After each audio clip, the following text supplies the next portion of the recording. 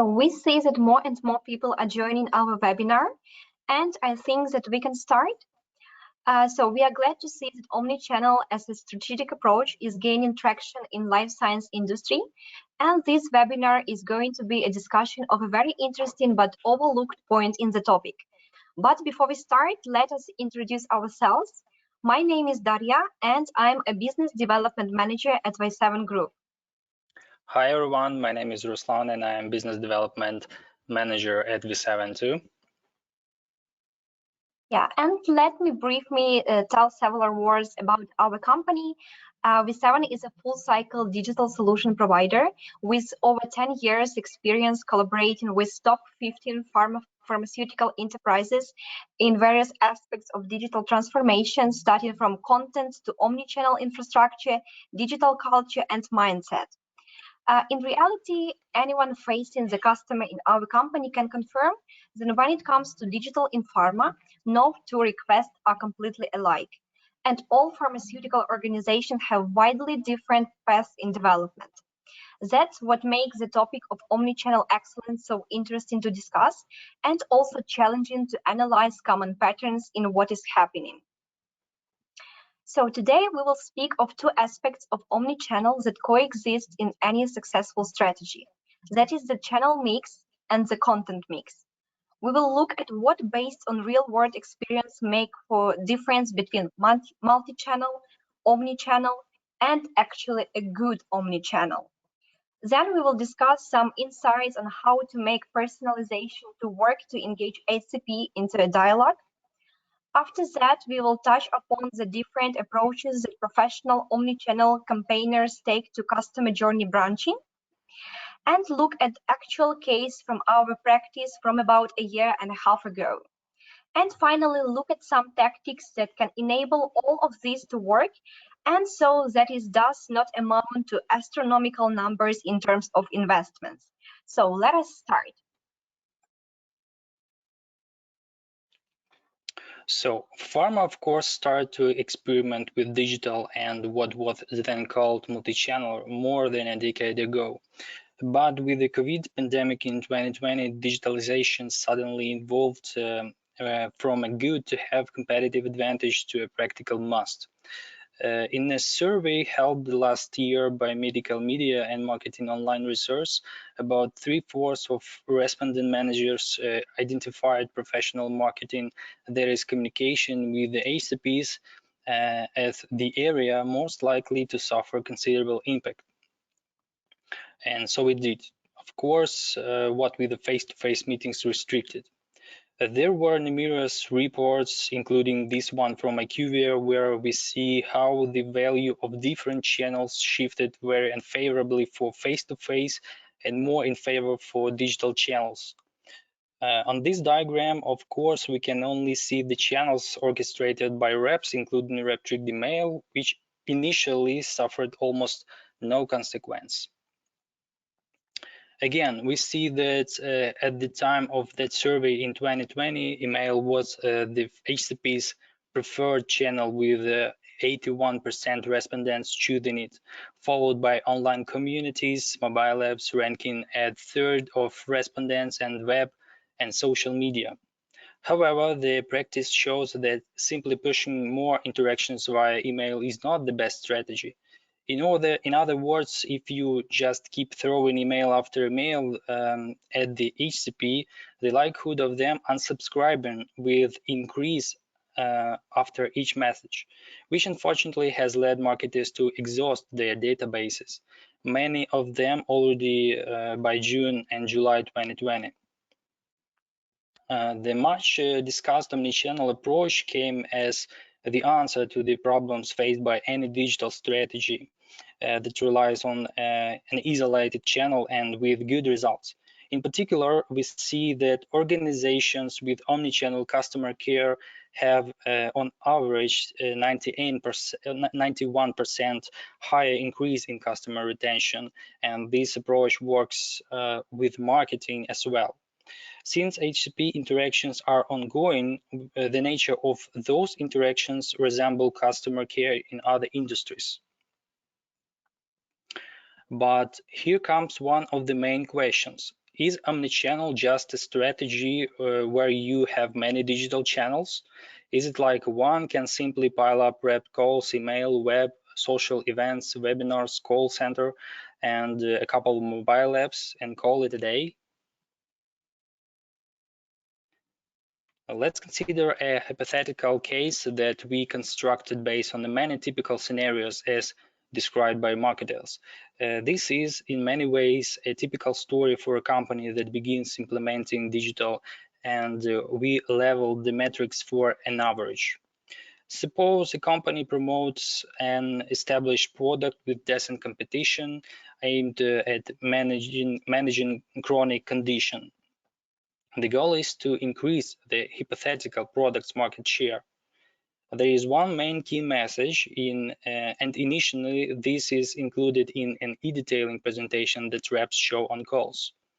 The management defines a campaign where they add banner ads, follow up approved email, as well as mass mailing across the entire HCP database, wherever the account has indicated consent.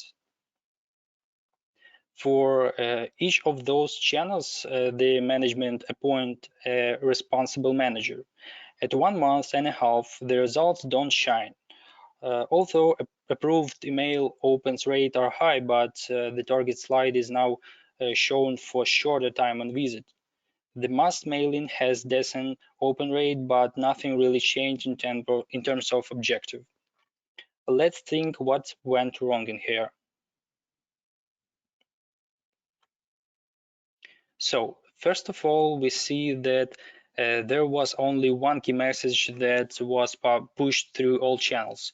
Most likely, each of the channel managers had basically the same content modified after the channel format, focusing on the number 43%.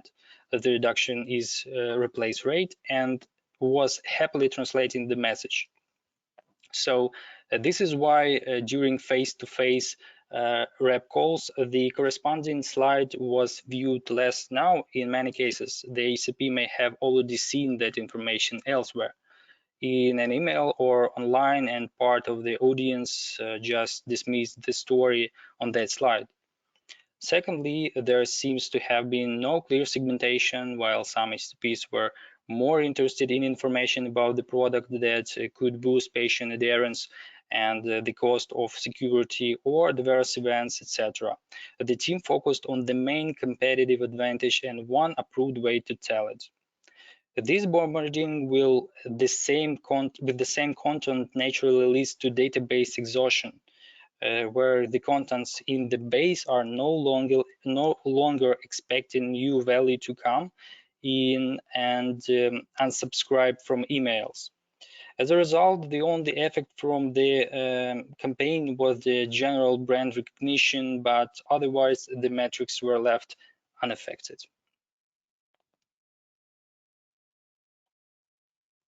So let's imagine how this looks from the HCP's point of view. Initially, they have a number of products to choose from treatment, and in order for them to consider our product, they need more information on some particular point. One day, say on Tuesday, they see that banner online. Maybe they are interested and click it, finding the product landing page in the internet with that one point emphasized.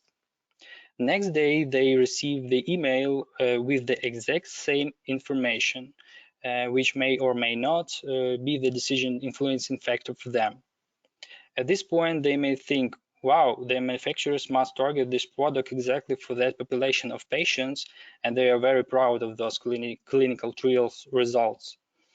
On the next day, they are visited by a rep who tells them exactly the same story again, but this time it is also annoying seeing that they already know it and the day is busy. The rep, however, tries to push the obligatory slide as instructed. So this is why a multi-channel and omnichannel are in fact different approaches. A multitude of channels is what you may call multi-channel strategy, but they are only loosely connected to each other. The brand is essentially transmitting the same or possibly even different messages through whatever channel is convenient to the HCP, but they are not connected to each other. And there is no coherent story for the HCP. It is a journey of its own for each channel. While this may work for some campaigns, it is not nearly as powerful as a true omnichannel strategy where all the channels are interconnected. In this way, the customer journey for the HCP can be designed as tailored with marketing automation to provide them exactly what they need at a particular moment, the way they need, and when they need it. So we see this distinction in statistical data as well. Several years ago, a Bendine group researched omnichannel tactics and distributed the respondents into strong and weak omnichannel companies, various industries based on performance. So one of the differences was that the strong omnichannel organizations tended to store and aggregate customer data from interactions across different channels, while the weaker ones pursued a more siloed approach. However, this cross-channel aggregation is important because it enables not just touch points for customers, but actual experiences. According to Salesforce data, as many as 80% of customers value the experience provided by a company as highly as the product itself. So, of course, this is too strong statement to apply to HCPs, but their expectations from pharma are still shaped by what they encounter in their life as ordinary customers, and we cannot ignore this fact. So how is this channel interconnection achieved? From the technical point of view, omnichannel is enabled by the marketing automation system that sews together different other channel-specific platforms and tools. While in multi-channel, one may have a separate CRM system, a web portal with analytics, a separate webinar platform, email service, and so on. In omnichannel, all these are integrated into a single automation system, such as Salesforce Marketing Cloud, Oracle Eloqua, or Adobe. This is the brain of the infrastructure that not just aggregates the data, but serves as the handle for decision-making and manipulating these channels. With a marketing automation system in place, one can use the tools it offers to influence customer journeys for HCPs and involve automation in the process. This is what such a customer journey may look to the marketer in the process of designing it. So we may have see the entry point and then a number of disambiguations based on the actions and decisions by every HCP in the process. At the same steps, you can basically tell the machine to send an email at the optimal time, sometimes detected by an algorithm, wait for response, and then proceed to one action if they click and another one if they don't. The same principle can be applied to other channels, and the next action can be in a different channel than the previous one.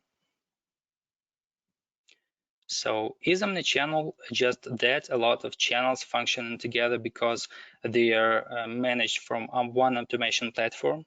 It is very much the definition, but sometimes lacks here too. So let's consider another hypothetical case. Suppose a brand manager has a base of 230 HCPs targeted for participation in online professional events.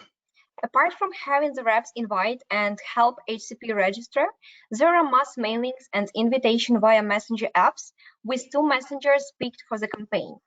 There is a marketing automation system and the journey is configured to include email and messengers. As the entry point, HCPs are sent an invitation email, and the system waits for 2 days for each HCP to react. Then, if the email is opened and clicked, they get a thank you message with the attendee link. If they don't react, They are sent another invitation in the Messenger app, and when they register, they are treated the same way as those who registered via email with a thank you message. In the opposite case, they are let go not to spam them and not to cause unsubscriptions. This is based on several typical beginners' experiences, and the results usually look somewhat like that. So about 20 registrations, nice open rate for the first email, and not all who click actually complete registration. Some are churned at the form completion stage, while some more registrations are from messengers, and let's not forget about the reps. However, out of 85 messenger invitations, there are only 3 successful cases. So what is wrong here? Right, so here are possible variants of how this looks to the HCP. In one case, the doctor opened the email and learned about the event, but they needed extra information or incentive to actually register. In another case, the doctor didn't pay attention to the email, but Messenger functioned as a first real touch point. Another case is when the doctor didn't open the email or didn't click it, and they didn't have any messenger associated with their account at all. So these contacts are simply wasted.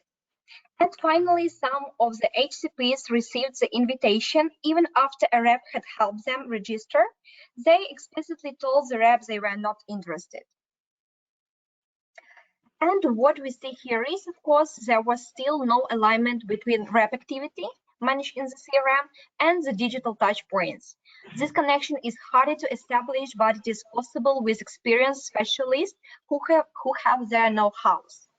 Secondly, the system didn't know what to do with those HCPs who didn't open or didn't click. Instead, it was instructed to simply assume the channel was wrong and push the same invitation via a messenger, if any. However, as we may guess, there could have been other reasons for not reacting. If I get an invitation via email and don't feel like registering straight away, it is hardly because I don't like email in general. And since not all HCPs had messenger data, the opportunity to engage non-openers was wasted in many cases. Probably the time of sending was also not configured correctly. And finally, there may have been overlooked moments. The essence is that even though the system masterfully switched between channels, the message still remains the same and ignored all the psychological details that goes into the action of deciding to attend an event and the details that can be influenced with personalization. This is not to say channel choice is relevant. There are 2 main aspects to personalization, and channel mix is one of them. As we turn to HCP insights, 58% expect a tailored channel mix, but even more, 2/3, also expect tailored information, which means personalized content. And with all the array of channels that technology offers to the marketeers, it is easy to assume that if a message was not received favorably, one can try the same in a different channel. By supplying a diverse content mix is just as important.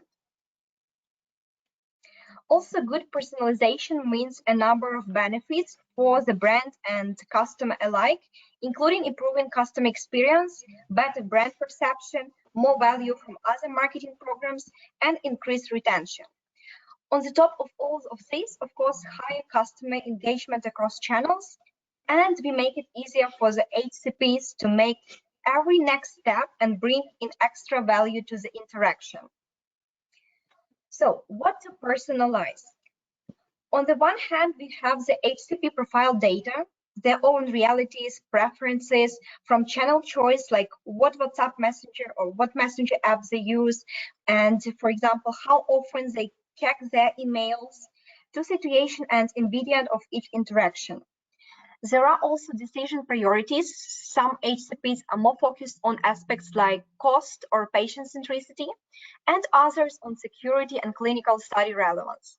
And not to mention that as humans, we all have a range of psychological factors at play that influence how ready we are to absorb the information. And these factors influence the characteristic of the communication the smart marketer has to deliver at each touch point. Channel preferences dictate channel and format. but format is also influenced by the HCP's mindset. At the same time, there are characteristics such as topicality and tone of voice that comprise what can be called content mix alongside the channel mix. There are essentially two dimensions of the omnichannel mix, the way it should function. And that said, now let's remember the customer journey as it is designed for a particular campaign. In essence, the disambiguation or branching points in the journey embodies the principle once voiced by Tom Peters: test fast, fail fast, adjust fast. The initial touch point will succeed in some aspects and fail in others.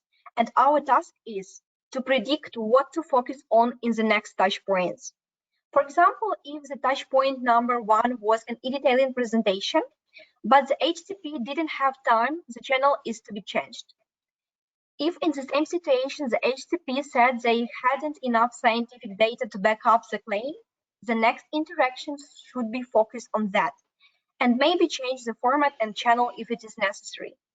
And if the initial touch point was an email that was opened but not clicked, then it is most likely the tone or content that needs to be changed. So the road to success is to treat the sort of data with the respect it deserves and let it influence the next interactions. So let's have a look at one of the real cases now. This time not hypothetical, but an actual campaign aimed to direct HCPs to an educational website. The target HCP segment was defined as the new HCP with consent to receive communications, and the campaign spanned 2 weeks. The main feature of the campaign was an inbuilt A/B test that involved two possible ways to present the message. One relying on a purely pragmatic reasoning, and the other in a more emotional and digestible way. The initial welcome emails was sent, and the system was configured to wait for 3 days. The database was then randomized for the A/B split, where two resulting subgroups received follow-ups with different versions of the second email. After 3 days, in each case, the system checked if the HCP had clicked the CTA in the email for each HCP. In case they did, the registration was completed and the HCP got a final email with additional information. If they didn't, the follow-up was changed to the second version. So this was the core of the campaign, and only in case two consecutive emails were ignored, an SMS was sent and as a final try to reach. So after 2 weeks, 296 new registrations were archived with amounted to 99% goal attainment. So characteristically, with the registration rate 12 times higher than previously, when only reps were instructed to promote the portal, the 2 weeks of the campaign saw more registrations than the half-year period before then. And this was because psychological journey branching was prioritized, with diverse content mix being more important than the bare change of channel. This goes in line with the new tendencies in segmenting the HCP audience, then relies also on their psychological and social demographic data. A pop science, but generally very insightful version of this typing was once presented by McKinsey. According to their suggestions, HCP belong to 4 broad defined types. The most numerous, based on their Western European data, are independent types, the ones who don't put much value on collaborating with pharmas, but appreciate evidence-based materials and clinical data. There are also transactional types who are arguably the most patient-centric and put their treatment choices in the context of the wider world beyond this therapy. There are knowledge seekers who value educational materials, and finally the relationship seekers, that's agreeable HCP type who likes chatting with the rep over coffee during lunch break and establish a sort of bond with the rep as a personality and the brand as a trusted companion. So in really, of course, you cannot hope to cover all the nuance in one typology. One thing that is certain is that the traditional approach based only on loyalty and prescription potential is becoming insufficient. And the tactics of clusterization are taking over. In omnichannel with good content mix, you need clusters defined based on a number of field data to carry out microsegmentation to include the psychological uh,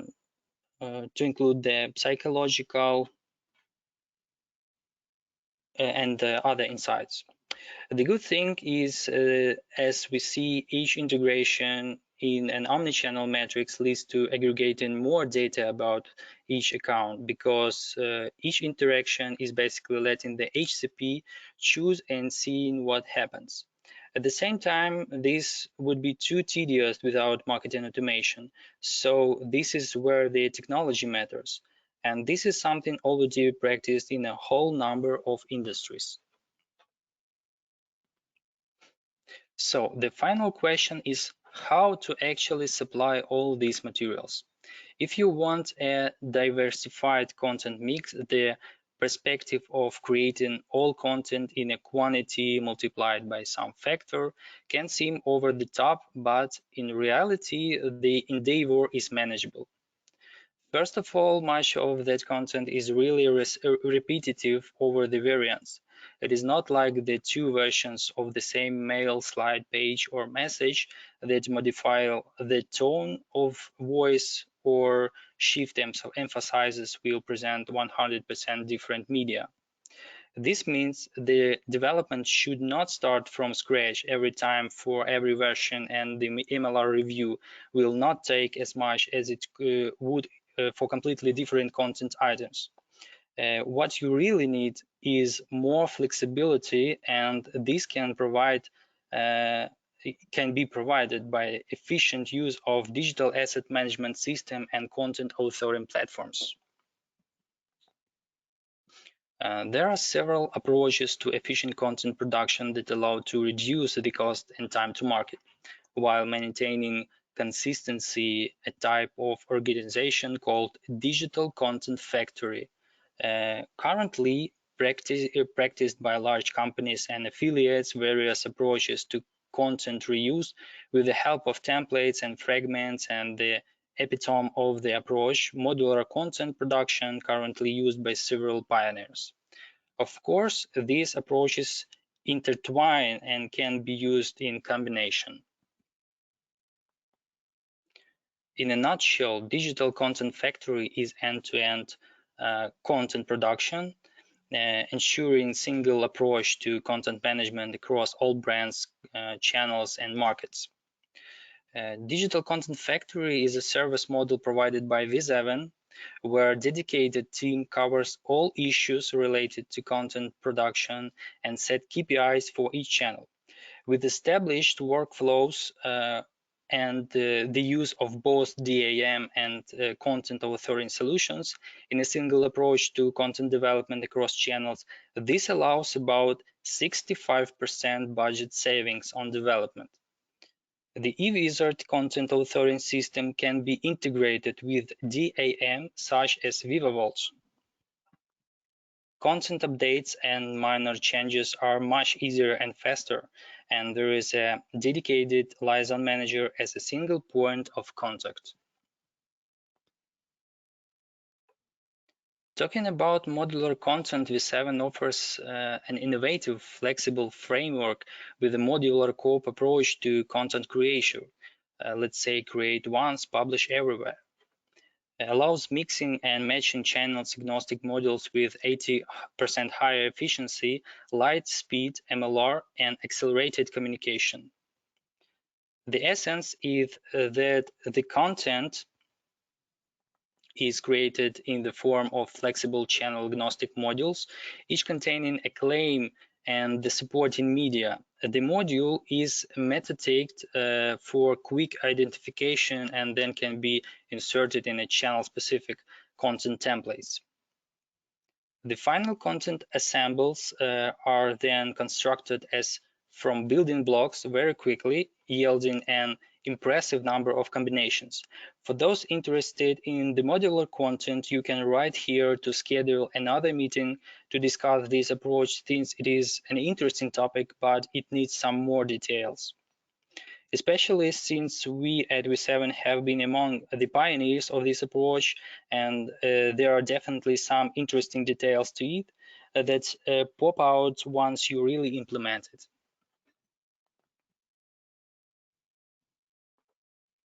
eWizard framework is easy to use and has a user-friendly interface where we can create, update, localize marketing materials in an easy and cost-effective manner.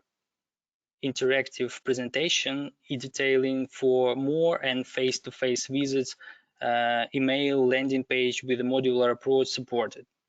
eWizard, like a bridge to external system, can automate delivery to different destination systems, for example, Viva, IQVIA, Salesforce Marketing Cloud, Adobe, and more. Being for a long time on the market, eWizard obtained a wide range of interactions options with the most commonly used digital services and products. By integration, we mean not only connection to the target platform, but also the whole spectrum of user experience through each stage of working on assets. Taking that into account, we can be sure that our omnichannel build can be stronger than ever.